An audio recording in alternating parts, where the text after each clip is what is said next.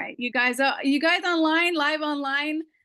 We'll stay online with you guys, but I'm going to record this on Zoom, and we're going to put this back up because I'm here with John Jay of aceofcoins.com and aceofcoins.club, and he's been sharing a lot of truth about your biometric data. Your biometric data is literally being recorded by Google, by numerous people all over the world. It's we were just talking about the DMV, which I'd love for you to repeat that since we're recording on the Zoom now. But John has been in the financial risk management section for over 26 years. He helps reorganize businesses, and he's brilliant at understanding not only just the financial system, but the UCC and how to keep yourself free in a way that I've never heard anybody ever do examples like what he's sharing. So he's saying we can own our biometric data.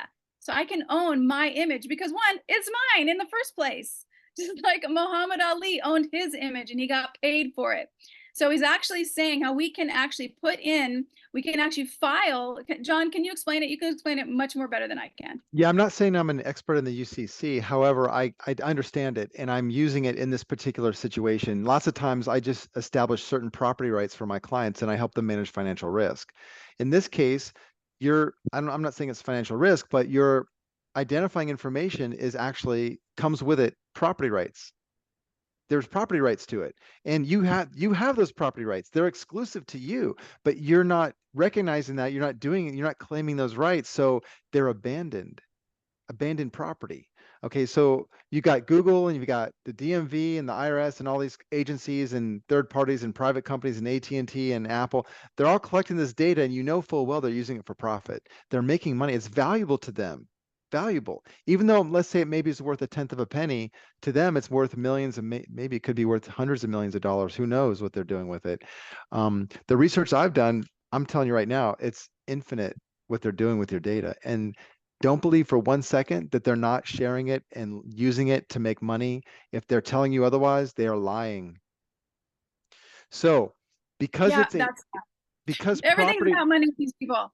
Yeah, because property, well, because your identifying information is unique to yourself, and it constitutes part or all of your likeness. That's why we still have movies in Hollywood and songs, and we can enjoy intellectual property of others, because we have these laws on the books. These laws are already there. I didn't make this up. This is not some theory. Okay. So because third parties are collecting your data, whether or not you give them consent, it doesn't matter. They're collecting it, they're storing it, and they're using it. You can describe the data because it's property. You describe it and you claim it with a security agreement. It's a contract. And the contract is established by the fact that someone is benefiting from this data that you just described as your own. So because the contract already exists under the Uniform Commercial Code, you simply have to claim it within an agreement, and you have to record that agreement in the county where you would record mortgages. A security agreement works just like a mortgage or a license agreement for intellectual property. So you impose the terms on the use of your data. I actually have it up right here. So let me just do it. Why don't you read the description of the property? Yeah. I'm gonna do, well, I just have how people file. I was reading through this. So the UCC financing statement, this is what it looks like. If you look here, the organization name is Google LLC. Now, why is this here? So the debtor's name is Google. So talk about this. Google. So what we do is find out the name of the company, because sometimes we don't know. So we find the exact legal name of the company. Sometimes we get it from Bloomberg. These big companies, sometimes it's hard to find them. Like Amazon is in like 15 jurisdictions, right? So we find the jurisdiction, the headquarters or closest office to where you're residing, where you reside. It just turns out Google is headquartered in California. So we use its address in California. We find its registered agent or its chief counsel or general counsel. Like in the DMV, it would be your director of the DMV in your county. Even though DMV is a Department of Transportation federal office, it's still, in your county, DMV director, right? So anyways, this is the cover page that they want to see when you do the security agreement. Now, Michelle has the actual security agreement, which I think is what, like 7 pages or something like that. I forget what it is, but yeah. So it's a contract for the use of your likeness. I love it. And Yeah, so, okay, so how people would fill this out is they would put the organization name. So this would be Google. And even if they just did this for just Google, this would be amazing. Can you yeah, imagine like 1 million people doing this for Google? yeah, So then what happens next? You don't put, so it's secured parties. Is that my name? right. You're the secured party or the creditor. You're the Creditor. licensor. Yes, you're the creditor to Google. All right, cool. And then see attached security agreement. That's a 7-page security agreement that I would be sending with this. And don't forget to make your own copies, keep them for your records. Oh, yes, And always. then check only if applicable, and check only one box. So collateral is what's up with The, this line the, 5? well, the collateral is going to be the intellectual property or the likeness, your biographical data. Okay, that's the collateral. Biometric and biographical data. What is being Okay, collected is the collateral. okay. So I don't check any of these because this says check only if applicable and check only one box. Collateral is held in a trust. No. Is being administered by a descendant's personal No, that representative. No. that doesn't apply. Okay, so then check only if applicable. The next one is public finance transaction, manufactured home transaction. Nope, nope. A debtor is a transmitting utility. Nope. So none of those apply. And the next one Right. is agricultural lien, non-UCC None. filing. Yeah, Is it's none that, of that. We that's don't none of check that. those boxes. No. It's just Okay. enough to put the information that you see there, maybe your name, and then that's enough for the cover page. The security agreement is the actual lien. This is Okay, just great. what And the then, recording office wants to see. okay, cool. And then the instructions. So that's Yeah. that's what I have there. And then also, let me see if the other one that I have is the cover letter that you sent as well. And those are hmm the two that I was checking out today because let me hmm just, I'm gonna do this really quick and open that up.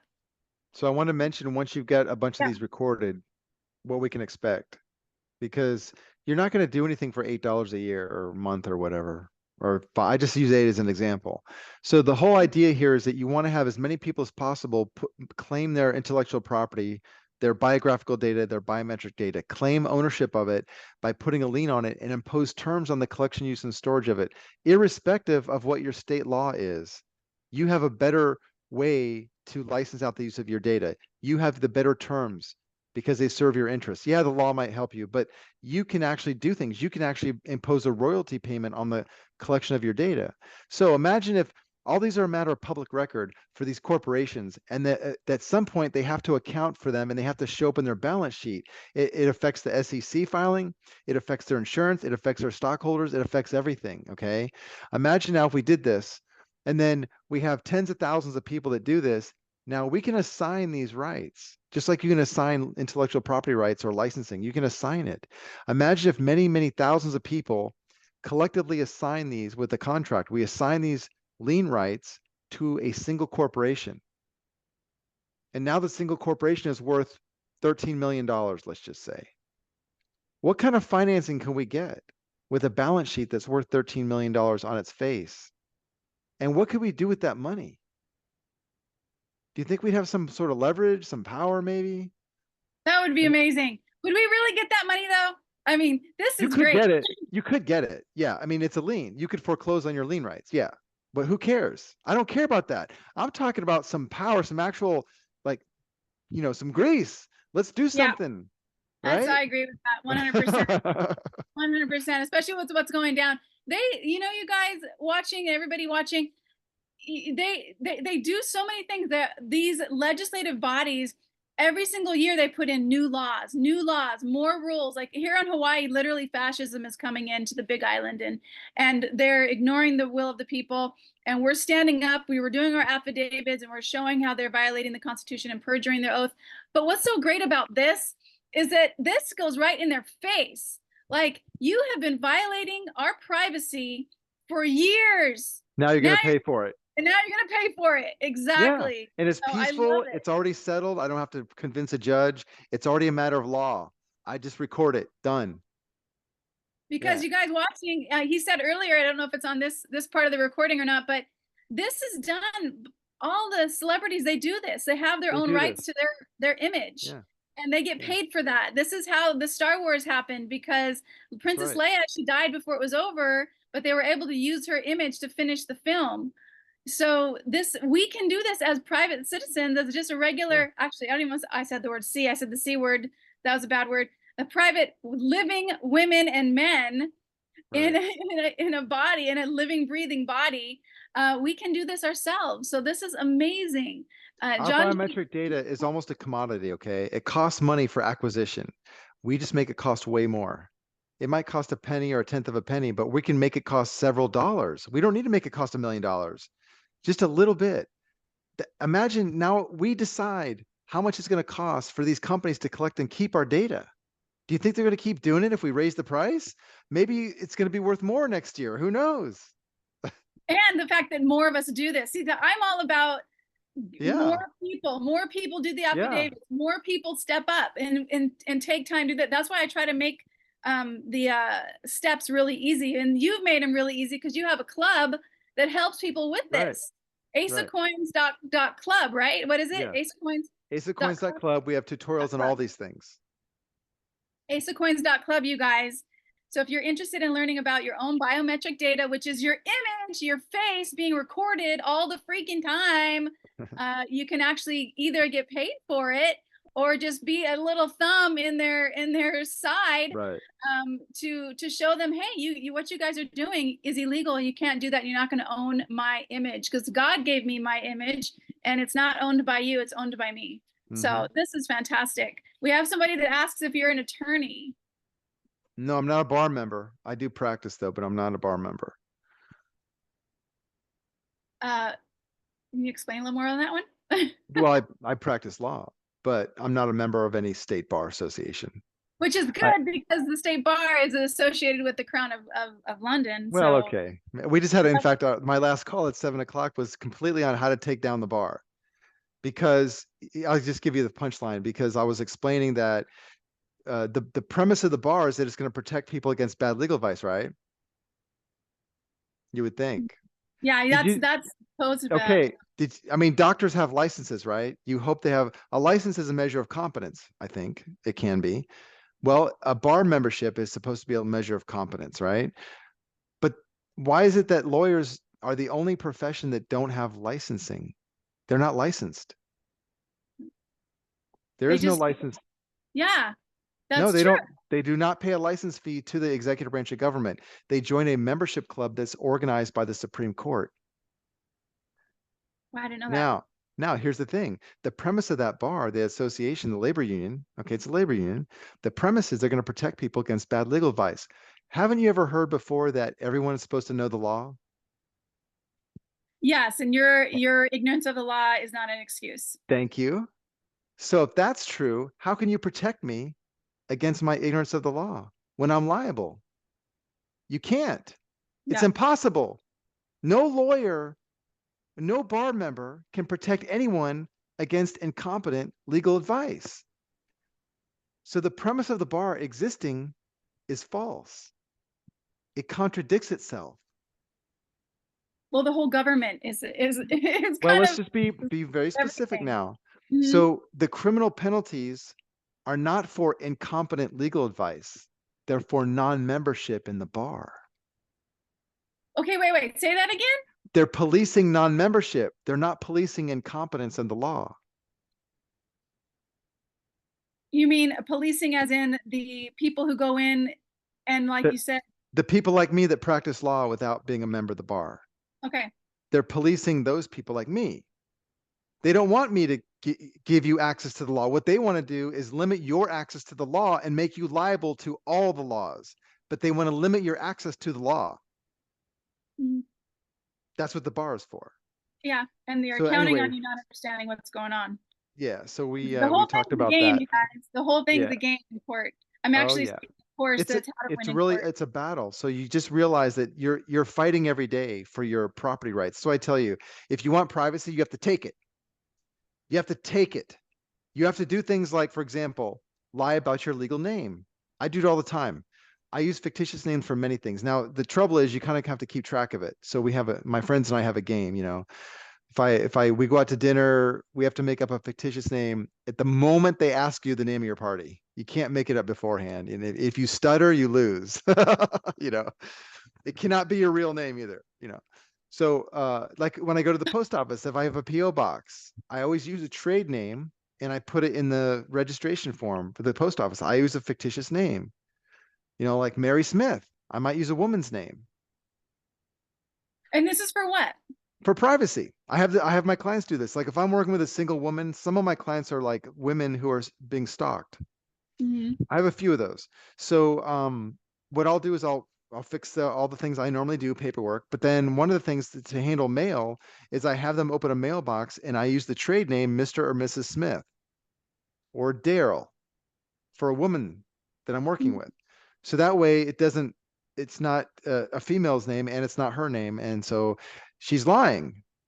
We didn't register the fictitious name, but that's what you have to do. Yeah. If you want privacy, you have to take it. And this is a really great way to take it. Somebody is asking, but I'm expected to have a license to be a massage therapist. So she's going back to Do licensing. that. Get your Yep. license for a massage therapist. Now, if you want to do it privately, there's a way to do that too, but it's Yes. easy enough to get a license. I mean, but you could do it privately without a license. Yeah. There's yeah. Yeah. So Blossom Inner Wellness is actually a private membership association, and it's all contract. It's people have to actually agree to the contract to you just to Mhm. get in. That's one way to do it, and there's other ways to do it. But what I love about what we're talking about today is the biometric to own your own image. You guys, this is really important, and I'm actually going to put this in my Freedom School and link it to the Ace of Coins Club so people can find this information there, because this is about freedom. There's more coming down the pipeline. Mm. And if we own our own biometric dad image, this is an amazing foundational step for all of us. Yeah, I think a So, lot of the things we're suffering right now come from we are not we don't know how to control the data that's being collected from us. We're just like shooting fish in a barrel. But this is going to give you a tool that you can claim the abandoned property that is your biometric data. You can claim it and make it cost money for acquisition. Make them pay for it. love it. Well, this is fantastic, you guys. So, John, anything else you want to share about this? This is a great topic. If you're watching this, go to aceofcoins.com, or even better, aceofcoins.club, CLUB, ACE, ACE of coins.club. I'll put that in the description on my YouTube page. And again, this is about freedom, and it's about each one of us standing up and doing our, what we call here in Hawaii, our kuleana. What is ours to do? And how about one of our kuleana, our responsibility is to legally own our own image. Your face, Mhm. your image is your property. God gave it to you, not the government. Google's using it for free, along with a ton of other companies around the world are using your image for free, For and they're free. actually, Mhm. and they're profiting from it, which is Yes. a whole nother. So let's own our own images. So John it's aceofcoins.club to get the information of how to do this and how to get the agreement. Is that where they can find more Yes, information? correct. Right. All right, you guys, let's do it. I'm going to add this again into my Freedom School. That's free, and you guys can go on there, and I will link John's club to that topic in that Freedom School. Anything else you want to share, John? And we'll do a quick Well, prayer. one thing that's very compelling, it's off the subject we were just discussing, but it has to do with private property. So does your biometric data, but people believe that cryptographic currency is taxable. Oh, that's right. Yeah, so I'll just leave you this one concept here. Here's how you know it's not. First of all, no law has changed to impose a tax on cryptos, just so you know. But if cryptographic currency was taxable, then you could pay the tax in the cryptocurrency. Just like if gold were taxable, you could pay the tax by cutting off some of the gold, shaving it off, and sending it in for payment. That's ridiculous. You don't do that, right? Well, there's a tax on the sale of gold, so dollars are being taxed. Just like there's a tax on the sale or disposition of cryptographic currency, the dollars are being taxed, Mhm. not the cryptocurrency. So the thing that people don't understand is how to manage the cryptocurrency in a way that doesn't lead to a taxable gain. And there is a way to do that, and you can use it in any way you want. You just have to understand a little bit about property rights, and you can do it legally. That was what I saw. That's the first thing when you guys go to aceofcoins.com, that comes up first, and it's huge. It's a huge topic. Right. So to find out more information on that, you guys have videos on that as well. It's your in your Yes. Yeah, we aceofcoins.club. have quite a few videos on that subject. Yes. Awesome. Well, this has been fantastic. Taxes is a whole nother ball of wax because it is supposed to be voluntary, you guys. It's supposed to be voluntary, and it was started in World War II, and that's why there's a W2, W4, because W stand for war, and it was just a voluntary thing that then turned into a shenanigan of trying to tell us that we have to pay it when actually it's still voluntary. There's actually IRS agents that literally say, even I think it was a high up in the IRS that he was doing a testimony in Congress where he actually stated, yes, taxes are voluntary. So there's that information too. But John, thank you so much for your time. And is there anything last that you want to share? And you guys on live on YouTube, thank you so much for joining. Sorry you can't see John. I got a new computer and not all the passwords and everything were up to par on this one. But Trudy and Mr. Bolins and Victoria and Kate, or Kat, sorry, and Joy Goddess too. Just so great to see all of you guys in the live chat. And Sean, much mahalo for being here. Elaine, much mahalo, you guys. John, is there anything that you would like to share? No, thank you, Michelle. It's always a pleasure interviewing with you. I appreciate that. All right, well, let's do a quick prayer because I always love calling it in. I like to say calling it in. So great spirit, infinite intelligence of all things. You know this game that we came to play together. Each one of our higher selves said, I'm going to go to Earth at this time and I'm going to play this crazy game called being in a human body and having a human life at this time in history. And we just know that there's so much light on all the places around the world, in every single home around the world. There is a light that is shining on our hearts and in through us as being vibrational frequencies of light. And this light, it shines this truth, this knowingness that we are always kept safe, and the knowingness that this world is becoming free, that all people of darkness who have harmed humanity in any way, shape, or form, that they are being removed from office and leaving the planet in a peaceful way, and that our children, our keiki, are waking up to a world of peace, to a world where they can be children, where they can laugh and play and hug and feel safe, where all people know that they matter, all people are kept safe, and all people are living a life that brings them so much joy and passion. And we just know that this is done, and we get to watch as it unfolds. And we send John, Jay, and Ace of Coins so much gratitude, so much abundance for everything that they're doing, and all the truth bombs that they're sharing, and how to play this game on the next level scale. So thank you so much for that. And all people that listen to this message, I know that you're touching their hearts to do what's theirs to do their kuleana and take their next steps on their journey in life. And it is an amazing journey, and so it is. John, thank you so much. All right, thank you, Michelle. Aloha. Mahalo. All right, you Alrighty. guys. Take care. Bye. Bye-bye.